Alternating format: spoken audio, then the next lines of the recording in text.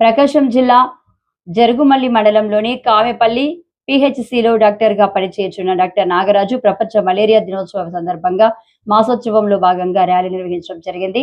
ఈ సందర్భంగా డాక్టర్ నాగరాజు మాట్లాడుతూ మలేరియా నిర్మూలన కావాలంటే వైద్య సిబ్బంది చాలా ముఖ్య పాత్ర పోషించాలని, ప్రజలకు దోమల వలన వచ్చే వ్యాధులు, దానిలో భాగంగా మలేరియా వ్యాధి, దాని యొక్క వ్యాప్తి ఎలా జరుగుతుంది, ఎలా చెందుతుంది, దాని నిర్మూలన ప్రజలకు ఆరోగ్య విద్య ద్వారా అవగాహన కల్పించడం, దోమలు కుట్టకుండా ఎలా జాగ్రత్తలు తీసుకోవాలనో డాక్టర్ జె నాగరాజు ప్రజలకు వివరించడం జరిగింది. వీడియో అన్నారుగా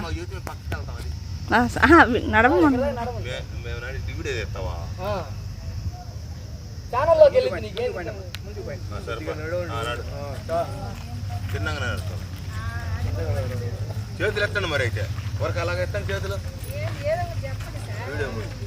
దోమ పుట్టకూడదు, దోమ పుట్టకూడదు.